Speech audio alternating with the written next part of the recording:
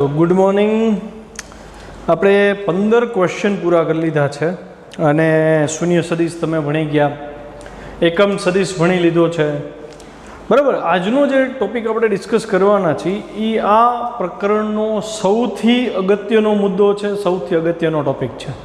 અને એવું કહું તો કંઈ ઓછું નથી કે આ પ્રકરણ અને એમાંય સ્પેશિયલી આ ટોપિક તમને જ્યાં સુધી ફિઝિક્સ ભણશો ત્યાં સુધી કામ આવવાનું છે। તો મતલબ આજના ટોપિકની અગત્યતા તો તમને ખબર પડી ગઈ। અને ખાસ કરીને આમાં ઉપયોગ જે થવાનો છે એ એકમ સદિશનો ઉપયોગ થવાનો છે। તો જે વિદ્યાર્થીઓ એકમ સદિશનો માત્ર લેક્ચર જોઈ લીધો છે, સમજાઈ ગયું છે, પણ આવડતું નથી, એવા વિદ્યાર્થીઓ પહેલાં તો એકમ સદિશવાળો ટોપિક પૂરેપૂરો તૈયાર કરી લ્યો, એને પૂરેપૂરો સમજી લ્યો, પછી આ લેક્ચરમાં તમે આગળ વધજો। બાકી આ લેક્ચર જોવાનો કોઈ ફાયદો નહીં થાય। ક્વેશ્ચન નંબર 16 છે, દ્વિપરિમાણમાં સદિશનું વિભાજન સમજાવો। અથવા આ ક્વેશ્ચન આવી રીતે પૂછાય, સદિશનું વિભાજન તેના લંબ ઘટકમાં કરો। ગમે એ રીતે પૂછાય, આપણને આવડવું જોઈએ। 4 માર્કનો ક્વેશ્ચન અને મોસ્ટ જેટલા મોસ્ટ લગાડો એટલે લગાડી દો, એટલો ઇમ્પોર્ટન્ટ છે। કેમ કે આ ટોપિકનો સહારો જ આખું ચેપ્ટર 4 છે। આ ટોપિક આવડો એને ચેપ્ટર 4 આવડશે, બરાબર છે। ચલો, સદિશનું વિભાજન, આપણે જો સદિશનું વિભાજન વાળો એક પ્રશ્ન ઓલરેડી ભણી ગયા છીએ, એટલે પેપરમાં જ્યારે થિયરીના પેપરના રાઉન્ડ તમારા ચાલુ થાય ત્યારે સ્પેશિયલ એટલું ધ્યાન રાખવું કે વિભાજનવાળા 2 ક્વેશ્ચન છે સદિશના, એક છે દ્વિપરિમાણમાં ને ઓલું જે હતું ને એ ખાલી વિભાજન હતું। એમાં આપણે 2 સદિશો એ અને બી લીધા હતા અને આરના 2 ઘટક વિચાર્યા હતા। અહીંયા તો તમારે 2 લંબ ઘટકમાં વિભાજન છે, અથવા તો દ્વિપરિમાણમાં। દ્વિપરિમાણ એટલે એક્સ અક્ષ ને વાય અક્ષ થયા, લંબ ઘટક જ થયા। તો તમારે પરીક્ષામાં જવાબ લખતી વખતે કેરફુલ રહેવું પડશે કે ભાઈ કયો ક્વેશ્ચન પૂછ્યો છે। તો ખાલી જવાબ પાકા કરવાને બદલે સાથે ક્વેશ્ચન યાદ રાખતા જાજો કે ભાઈ આ ક્વેશ્ચન તો આ આન્સર, કેમ કે સિમિલર ક્વેશ્ચન હોય, આનો જવાબ આમાં વયો જાય, આવડતા 2 હોય અને માર્ક 0 આવે, એવું ઘણીવાર બને છે। તો આપણા સાથે આ ઘટના ન બને એનું ધ્યાન રાખજો। ચલો, તો મારે સદિશનું વિભાજન કરવું છે, તો હું આ ક્વેશ્ચનમાં મુદ્દા લખતો જઈશ અને ડાયાગ્રામ સાથે સાથે એક્સપ્લેન કરતો જઈશ। તો પીડીએફ ફાઇલમાં 2 ડાયાગ્રામ આપ્યા છે, 2 ડાયાગ્રામની ખરેખર જરૂર નથી, એક જ ડાયાગ્રામમાં આપણે આ પ્રશ્ન પૂરો કરશું। જોજો ધ્યાનથી, આ એક્સ અક્ષ છે, આ વાય અક્ષ છે। એક્સ અક્ષ અને વાય અક્ષનું છેદ બિંદુ ઉગમ બિંદુ છે અને અહીંયા કોઈ એક બિંદુ પી છે।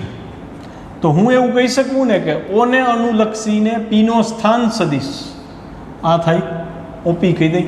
તો પહેલો મુદ્દો મારો, બિંદુ ઓને અનુલક્ષીને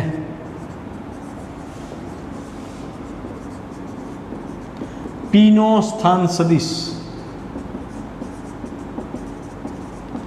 ઓપી છે, જ્યાં આપણે XY યામ પદ્ધતિ ધ્યાનમાં લીધેલ છે। કેમ XY પદ્ધતિ ધ્યાનમાં લીધી? તો કે દ્વિપરિમાણ છે ને, દ્વિપરિમાણમાં x ને y લેવા પડે ને।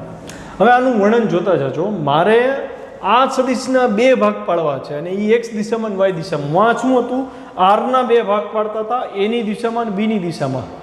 તો સેમ વસ્તુ એમાં આપણે એવું કર્યું હતું કે એક બિંદુ O માંથી એને પેરેલલ લાઈન ડ્રો કરતા હતા, પછી Q માંથી B ને પેરેલલ લાઈન ડ્રો કરતા હતા, પણ આમાં થોડીક સ્ટ્રેટેજી ચેન્જ થશે। શું કરવાનું? તો આપણો નેક્સ્ટ મુદ્દો, બિંદુ P માંથી x અક્ષ પર લંબ દોરતા PM મળે। હું અહીંથી લંબ દોરું છું, જોજો। તો અહીંયા જ્યાં છેદે છે હું આને નામ આપું છું M, બરાબર છે। સદિશ ઓપીને હું નામ આપું છું સદિશ A। તો અહીંયા મારે લખી દેવું પડે, સદિશ ઓપી બરાબર સદિશ A છે અને તમારે એનું વિભાજન કરવું છે, એનું દ્વિપરિમાણમાં વિભાજન કરવું છે। તો તમે બિંદુ P માંથી x અક્ષ પર લંબ દોરતા PM મળ્યો। હું એને લખું છું કિરણ PM, મેથેમેટિકલ ટર્મ આવી ગયું. સદીશ PM, સદીશ PM સોરી OM. નેક્સ્ટ સ્ટેપમાં અહીં OM ને પહેલાં OM નું વર્ણન કરીએ. OM શું થશે તો હું કહીશ OM ને સદીશ A નો x દિશામાં ઘટક કહે છે. OM શું છે? સદીશ A નો x ની દિશામાં ઘટક. એને હું સદીશ સ્વરૂપે દર્શાવું તો હું આવું લખી શકું સદીશ OM બરાબર સદીશ OM તો કે A નો x દિશાનો ઘટક છે એટલે એને હું સિમ્બોલિકલી લખીશ AX સદીશમાં. ખ્યાલ આવ્યો? ફરીથી જુઓ, મારું પહેલું સ્ટેપ P માંથી x અક્ષ પર લંબ લીધો, PM મળ્યો, M બિંદુ અને O થી M જે ઘટક મળ્યો, આ દિશાનો જે ઘટક મળ્યો એને સદીશ A નો x દિશાનો ઘટક કીધો એટલે સદીશ OM બરાબર સદીશ AX થાય, A નો x દિશાનો ઘટક. હવે હજી એક સ્ટેપ લખું તો હું આને આવી રીતે લખી શકું AX I કેરેટ. જેટલાને સ્ટ્રાઇક થઈ ગઈ કે આના બરાબર આ, એ લોકોએ આગળની થિયરી બરાબર તૈયાર કરી હોય તો જ સ્ટ્રાઇક થાય, બાકી થાય નહીં. યાદ કરાવું ચલો, જેને યાદ નથી આવ્યું એ લોકો. એકમ સદીશની વાત થઈ હતી. એકમ સદીશ માટે મેં એવું કીધું હતું કે x દિશાનો એકમ સદીશ I કેરેટ છે. તો આને મેં I કેરેટ આપ્યો તો જો અહીંથી સદીશ નીકળી ગયો. આપણે તો દિશા જોઈ છીએ, અહીંયા દિશા આવી, આની દિશા ક્યાં છે જોયું તો x અક્ષ ઉપર છે. આને મારે અહીંયા વર્ણનમાં દર્શાવવું પડે કે ભાઈ ચલો આ AX વેક્ટર છે જેની દિશા આ તરફ છે. તો મારે અહીંથી દિશા કાઢી તો દિશા તો દેવી જ પડે તો જ બે, કેમ કે અહીંયા દિશા હોય તો અહીંયા દિશા દેવી જરૂરી છે. એટલે મેં I કેરેટ આપ્યું એટલે અહીંયા સ્પષ્ટ નિદર્શન થઈ ગયું કે આ ઘટક x અક્ષની દિશામાં છે. જ્યાં AX શું છે તો હું એવું લખીશ જ્યાં AX બરાબર કોઈ એક વાસ્તવિક સંખ્યા છે, આંકડો છે ટૂંકમાં. આંકડાની સાથે દિશાને મેં ગુણી દીધી છે, તેથી મને સદીશ A ના x દિશાના મૂલ્ય અને એ દિશા બે ભેગા મળી ગયા. અચ્છા, આ તો મને x અક્ષના ભાગ પડ્યા. હવે મારે ચર્ચા કરવી છે તો કે હવે મારો નેક્સ્ટ મુદ્દો જે બને છે એ P માંથી y અક્ષ ઉપર લંબ લઈશ અને અહીંયા જે લંબ મળે એ PN થશે. તો નેક્સ્ટ મુદ્દો કે હવે સદીશ A ના શીર્ષ P માંથી y અક્ષ પરનો લંબ લેતા સદીશ A નો કઈ દિશામાં તો કે y અક્ષની દિશામાં, y અક્ષની દિશામાં ઘટક. તો કે y અક્ષની દિશામાં ઘટક એટલે O થી N થયો, ON મળે છે. ખ્યાલ આવે છે? વર્ણન સમજાય છે? P માંથી y અક્ષ ઉપર લંબ લીધો તો મને સદીશ A નો y દિશામાં ઘટક મળ્યો, ON y દિશામાં ઘટક છે. સદીશ સ્વરૂપે લખવું હોય તો ON બરાબર હું લખી શકું સદીશ AY, A નો y દિશામાં ઘટક દિશામાં જ આવશે એટલે અહીંયા લખીશું AY. ખ્યાલ આવ્યો બધાને? તો આ AY મળી ગયો આપણને. અચ્છા, ફરીથી હું આને આમ લખી શકું. ફરીથી આવ્યો તમારો દુશ્મન એકમ સદીશ J કેરેટ. દુશ્મન એટલે જેને તૈયાર નથી કર્યું એના માટે. તૈયારી થઈ ગઈ એને કોઈ પ્રોબ્લેમ નથી. AY J કેરેટ થયું તો મને AY J કેરેટ મળ્યો જ્યાં હું શું લખીશ, જ્યાં AY શું છે તો કે કોઈ એક વાસ્તવિક સંખ્યા છે. તો મને સદીશ AX અને સદીશ AY મળ્યા. આવું કરવાનું કારણ શું? આપણને એમ થાય કે ભાઈ આ લંબ લેવાનું કારણ શું? ધ્યાનથી જોજો. હવે અહીંયા આ AY ઘટકને હું અહીંયા લેવું હોય તો લઈ શકું. જોવો જોઈએ આ AY જ થયો કે નહીં. આને હું અહીંયા AY લખી શકું, એ જ દિશામાં થયો. તો ત્રિકોણની રીત થયો છોકરાઓ. જો આ પહેલો સદીશ એનું શીર્ષ, બીજા સદીશનું પૂછ, બીજા સદીશનું શીર્ષ, પહેલા સદીશનું પૂછ, પહેલા સદીશના પૂછથી બીજા સદીશના શીર્ષને પરિણામી સદીશ કહેવાય. આ બેનું આપણે સદીશ સરવાળો કરીએ તો આ ઘટક મળે, જે આપણે આગળના વિભાજનમાં R બરાબર લેમડા A પ્લસ મ્યુ બી કર્યું હતું. એમાં આ જ વસ્તુ કરી હતી કે બે સદીશનો સરવાળો કરતાં જે પરિણામી સદીશ મળે તો એ બે સદીશને આ સદીશનું વિભાજન અથવા તો ઘટક સદિશ કહેવાય. તો હું એવું કહી શકું ને AX અને AY આ બેનો સદિશ સરવાળો કરી તો પરિણામી સદિશ A મળ્યો. તો AX અને AY દ્વિપરિમાણમાં સદિશ એના ઘટક છે. હા કે ના? આકૃતિ પરથી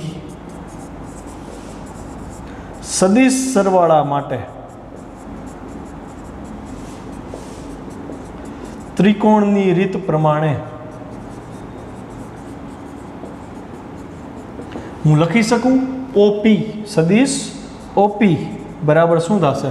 સદિશ OM પ્લસ સદિશ MP. હા કે ના? તો OP એટલે તો સદિશ A છે. OM શું મળ્યો આપણને? સદિશ AX મળ્યો. જો અહીં વર્ણનમાં લખ્યું છે તો અહીં લખી સદિશ AX પ્લસ સદિશ AY. સમીકરણ નંબર 1 તમારા સૂત્રોની નોંધમાં આને એડ કરજો. જેટલા અત્યાર સુધીમાં સૂત્ર બનાવ્યા છે એનું લિસ્ટ હવે તૈયાર થઈ શકે એટલા સૂત્ર થઈ ગયા હોવા જોઈએ. બરાબર છે? 5, 6, 10 જેટલા થયો એનું એક યાદી બનાવો છેલ્લા પેજ ઉપર ફેરબુકના અને એનો ફોટો પાડીને મને મોકલજો. અને હવેથી જેટલા નવા સૂત્ર આવે એ એડ કરીને તમે લખ્યા છે એની સાબિતી રૂપે મને મોકલતા રહેવાના છે. અને હું ખાસ નામ જોગ ચેક કરતો રહીશ કે ભાઈ ખરેખર સૂત્રની યાદી બને છે કે નથી બનતી. તો મને એક આ સમીકરણ મળ્યું AX પ્લસ AY. પણ અહીંયા મેં AX બરાબર AX I કેરેટ લખ્યું હતું. એવી જ રીતે AY એટલે AY J કેરેટ લખ્યું. તો આ જ સમીકરણને હું ફરી પાછું અહીંયા લખું છું. જોજો ધ્યાનથી. માટે સદિશ A બરાબર કિરણ સદિશ AX ની બદલે લખું છું AX I caret plus AY J caret. સમીકરણ નંબર 2. આમાં કોઈ ડાઉટ ન હોવો જોઈએ. તો એનો મતલબ મેં સદિશના 2 ભાગ પાડી દીધા. AX અને AY ના ઘટક થયા. એને હું કાં તો આમ લખી શકું કાં તો સમીકરણ 2 પ્રમાણે લખી શકું. હજી અહીંયા વાત પૂરી નથી થતી. આખી થિયરી છે, લાંબી થિયરી છે. બરાબર? હવે શું ચર્ચા થાય? તો કે ચલો આટલી તો વાત થઈ ગઈ. હવે હું નેક્સ્ટ સ્ટેપમાં લખું છું કે ભાઈ ધારો કે સદિશ એ ધન x અક્ષ સાથે થીટા કોણ બનાવે છે.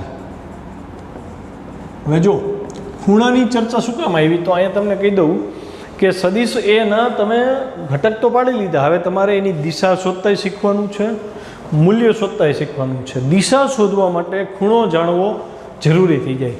હું તમને એમ કહું કે ભાઈ પૂર્વ દિશાથી 45ના ખૂણે નોર્થ તરફ સમજો. ફરીથી આ પૂર્વ દિશા, આ નોર્થ દિશા છે.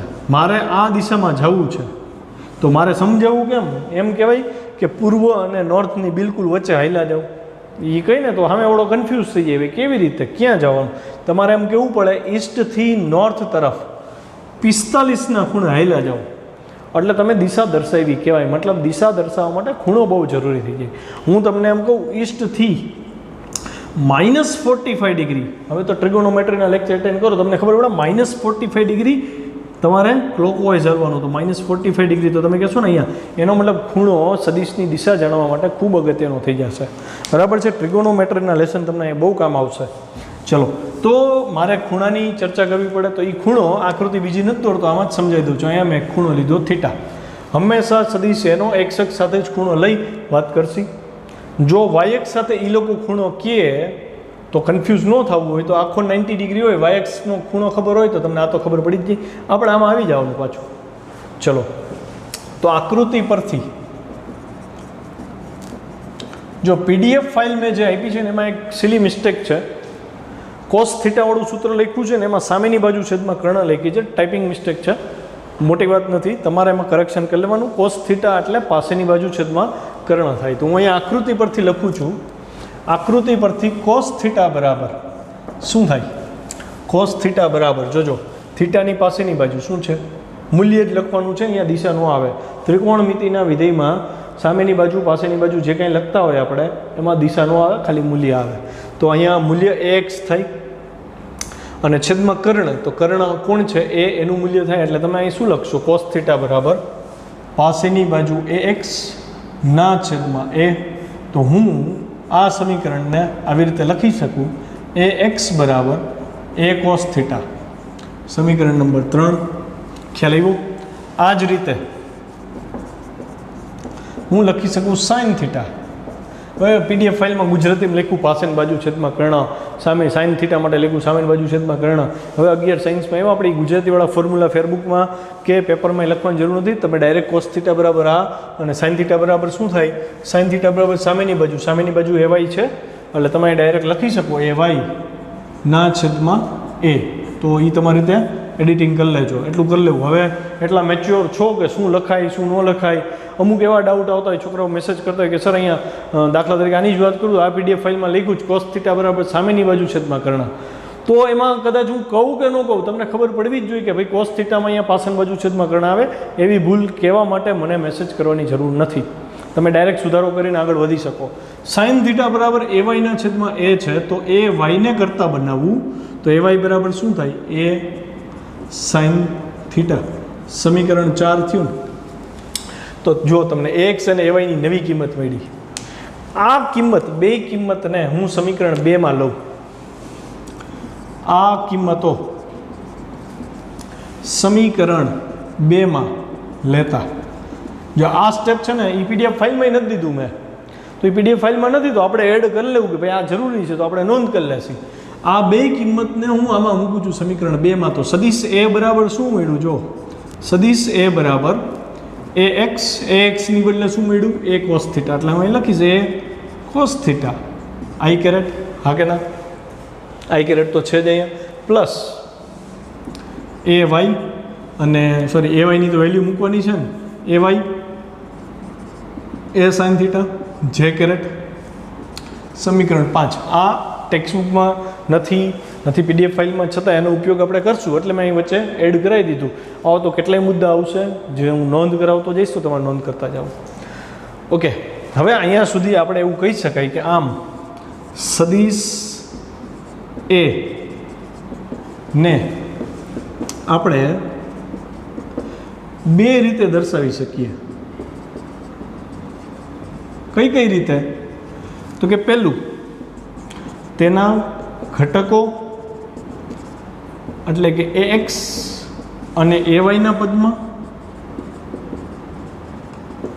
અને બીજું કઈ રીતે, તો કે તેના ખૂણા થીટાના પરથી મળતા બે ઘટકો A cos થીટા અને A sin થીટા પદમાં. સદિશ દર્શાવવાની, એના ઘટકો દર્શાવવાની બે મેથડ, તો કે એક તો સમીકરણ 2 અવળવા અને એક તો સમીકરણ 5. આ બે સમીકરણથી તમે સદિશને વર્ણવી શકો. હવે વાત આવે છે સદિશનું મૂલ્ય કેમ શોધવું, તો એના માટેની ગણતરી છે. તો એનું હેડિંગ તમારે ફેરબુકમાં આપવું, સદિશનું મૂલ્ય. જો આ બહુ અગત્યનો સ્ટેપ છે, અને હું એવું ઈચ્છીશ કે આખી થિયરી 2-3 વાર લખીને એટલી મસ્ત તૈયાર કરજો ને કે કોઈ અડધી રાત્રે પૂછે ને તો તમે નિંદરમાં એના જવાબ દઈ શકવા જોઈએ. સદિશનું મૂલ્ય જોઈ છે તો હું સમીકરણ 3 અને 4નો ઉપયોગ કરીશ. જોજો ધ્યાનથી, સમીકરણ 3 તથા સમીકરણ 4નો બંને બાજુ વર્ગ કરી સરવાળો લેતા. શું કામ આવું કરું ને તમને સમજાવું. અહીંયા કોસ છે, અહીંયા સાઇન છે, આનો વર્ગ કરું તો કોસ સ્ક્વેર થીટા થાય, આનો વર્ગ કરું સાઇન સ્ક્વેર થીટા થાય. સરવાળો કરવાનું એટલે કીધું કેમ કે આપણે 10માં ભણ્યા cos square theta plus sine square theta બરાબર 1 થાય. તો મને સદિશ A એકલો મળી જાય ને, અહીંયા આ A મળે, અને એ તો આપણે શોધવો હતો કેમ કે આપણે આગળની થિયરીમાં જોયું કે સદિશ Aનું મૂલ્ય બે રીતે દર્શાવાય, કાં તો માનાંકમાં A થી દર્શાવો કાં ખાલી A થી દર્શાવો. તો અહીં આપણે આ ખાલી એનો મતલબ જ એનું મૂલ્ય છે, ખ્યાલ આવે ને. તમારે એ શોધવો છે એટલે મેં સ્ટેપ મૂક્યું સમીકરણ 3 તથા સમીકરણ 4 બેયનો બંને બાજુ વર્ગ કરી સરવાળો લ્યો. તો આનો વર્ગ શું થશે, તો કે AX સ્ક્વેર, આનો વર્ગ શું થશે AY સ્ક્વેર. સરવાળો કરી છે ને તો બેયના ડાબી બાજુના પદનો સરવાળો બરાબર. હવે આનો વર્ગ એટલે S square cos square theta, બેયના જમણી બાજુના પદનો સરવાળો S square sine square theta. હા કે ના. હવે AX સ્ક્વેર, આ સ્ટેપને આપણે છે ને ઓલી બાજુ લાગશે. અહીં જો S સ્ક્વેર કોમન કાઢી લઉં, S સ્ક્વેર કોમન, બ્રેકેટમાં આવે શું cos square theta plus sine square theta બરાબર શું આવશે AX square plus AY square. Cos square plus sine square એટલે 1 થાય, તો A સ્ક્વેર બરાબર શું આવ્યું A x square plus A Y square. આ તો ક્લિયર થઈ ગયું. Cos square plus sine square theta એટલે 1 થઈ. મારે તો એ જોઈએ છે ને, આ તો એનો સ્ક્વેર મળ્યો તો હું એ વર્ગમૂળ લઈ લઈશ. સદિશ એ બરાબર વર્ગમૂળમાં A x square plus A Y square. સમીકરણ નંબર 6. સમીકરણ 6 એ સદિશ એનું એટલે કે આનું મૂલ્ય આપે છે. અને તમે નહીં માનો, આનો નાનો વર્ગ કરીને સરવાળો કરીને વર્ગમૂળ લેશો ને, અને ધારો કે જવાબ 5 આવ્યો અને ફૂટપટ્ટીથી અને માપશો તો આની લંબાઈ પણ 5 જ આવશે. ખ્યાલ આવ્યો? બહુ સરળતાથી કહું કેવી રીતે, તો કે ધારો કે અહીંથી આના યામ 3 છે, આ 3 છે. માની લો કે આના યામ 4 છે, તો આ બિંદુના યામ શું થાય? 3, 4 થઈ. હા કે ના? આ 3 એ જ આપણો એ એક્સ હતો. જો અહીંથી આ છે એક્સ અને 4 એ જ આપણો એ વાય હતો. આ જનરલ નોલેજ છે, આ વસ્તુ આપું છું, ફેરબુકમાં લખવાની એને જરૂર નથી. તો હવે 3નો સ્ક્વેર કરો પ્લસ 4નો સ્ક્વેર કરો, X square plus A Y square કરો, શું થાય? 25 થાય. 25નું વર્ગમૂલ્ય 5 અને અહીંથી લંબાઈ 5 થાય, કેમ કે પાયથાગોરસનો પ્રમેય લાગુ પાડો. આ 3 છે તો આ 4 થાય. પાયથાગોરસના પ્રમેયથી નહીં આ 5 આવે. અને અહીંયા ત્રિગોનોમેટ્રી એપ્લાય કરીને પણ એ 5 આવે. આની કાટકોણ ત્રિકોણમાં જ શક્ય બને. હજી ક્વેશ્ચન પૂરો નથી થયો છોકરાઓ. આ ક્વેશ્ચન અહીંયા અધૂરો છે. હજી દિશા શોધવાની છે. હજી તો આપણે મૂલ્ય જ શોધતા શીખા ને, તો દિશાવાળો પોર્શન અહીં જગ્યા નથી અને ભૂસવું નથી મારે, તો હું અહીં એડિશનલ લખાવી દઉં છું. નવું હેડિંગ તમે આપશો, સદિશની દિશા નક્કી કરવી. સદિશની દિશા મેળવવા થીટા જાણવો જરૂરી છે. તો થીટા કેમ મળે એ શોધવું પડશે ને. તો થીટા શોધવાની ટેકનિક આપું. ટેન થીટા બરાબર, જો ધ્યાનથી, ટેન થીટા સામેની બાજુ કોણ છે? મૂલ્ય જ લખશે. એ વાય છેદમાં પાસેની બાજુ એ એક્સ. તો હું અહીં લખીશ એ વાયના છેદમાં એ એક્સ. થીટા શોધવો ને આપણે. તો થીટા બરાબર આને લખાય ટેન ઇન્વર્સ એ વાય છેદમાં એ એક્સ. આ ઇન્વર્સનો મતલબ વ્યસ્ત ન સમજવું. ટ્રિગોનોમેટ્રીની ભાષામાં આને પ્રતિવિધેય કહેવાય. પ્રતિવિધેય શું એ સમજજો. તમને બધાને ખબર છે 1045 એટલે 1 થાય. તો હું આને પ્રતિવિધેય સ્વરૂપે આમ લખીશ, tan inverse of 1 is equal to 45 degree. ખ્યાલ આવે ને? પ્રતિવિધેયનું ઉદાહરણ જો, 1નું 10માં પ્રતિવિધેય 45 ડિગ્રી થાય. આ વિધેય થયું 10 45 એટલે 1 થાય ને. 10 આ બાજુ આવે ને એટલે આ વ્યસ્ત નથી. જો તમે ભૂલે ચૂકે આની બદલે આમ લખ્યું 1/10 1, તો આ બે સરખા ન થાય, આ બે અલગ અલગ થાય. ધ્યાન રાખજો. Tan inverse of 1 that is 45 degree. ફરીથી એક ઉદાહરણ આપું. સાઇન 30 તમને ખબર છે 1/2 થાય. તો હું એમ કહીશ કે સાઇનનું પ્રતિવિધેય 1/2માં 30 ડિગ્રી થાય. પ્રતિવિધેય સમજાય ને? આને નોંધ કરવી હોય તો હાસ્યમ કરી લેવાય. પ્રતિવિધેય શું છે ને એ સમજવા માટે આને પ્રતિવિધેય કહેવાય. માઇનસ સિમ્બોલ પ્રતિવિધેયનો છે, નહીં કે વ્યસ્તનો. જો તમારે ટ્રિગોનોમેટ્રીમાં વ્યસ્ત લખવું હોય તો તમારે આમ લખાય સાઇન થીટા. આની આખી પાવર -1 હોય ને તો 1/sin થીટા થાય. પણ અહીંયા પાવર 10 ને પાવર લાગે -1, તો એ પાવર નથી, એકચ્યુઅલી પ્રતિવિધેય કહેવાય. પ્રતિવિધેય માટે તમે આ પ્રકારના સંબંધ લાગુ પાડી શકો. તો આને હાસ્યમાં નોંધ કરી લેજો. ટ્રિગોનોમેટ્રીમાં તો આનો બહુ ડિટેલથી ઉપયોગ આવશે. જ્યારે આવે કે અથવા તો આવી ગયો હોય તો એ તમે ચેક કરી લેજો. આવી ગયું હોય તો તમારે કાંઈ બહુ જાજુ ડિટેલમાં કહેવાની જરૂર નથી. બાકી જ્યારે આવશે ત્યારે તમને આ વસ્તુ બહુ સારી રીતે સમજાઈ જશે. તો અહીંયા મને થીટા મળી ગયો, ખૂણો મળી ગયો, મૂલ્ય મળી ગયું. ખૂણો ખબર પડી જાય આ રીતે. જો તમને એ વાય ને એક્સ ખબર હોય તો હું કહી શકું કે એક્સ અક્ષ સાથે થીટા ખૂણે લઈ જાઓ. કોઈ પણ વાહન હોય, દરિયામાં હોય તો હોડી હોય કે બોટ હોય કે જહાજ હોય, તો તમે આ રીતે જઈ શકો. તો અહીંયા સદિશનું દ્વિપરિમાણ આખું પૂરું થઈ ગયું. છોકરાઓ, દ્વિપરિમાણ થઈ ગયું ને, હાઈસ થઈ ને. આના પછીનું ક્વેશ્ચન છે ત્રિપરિમાણનું.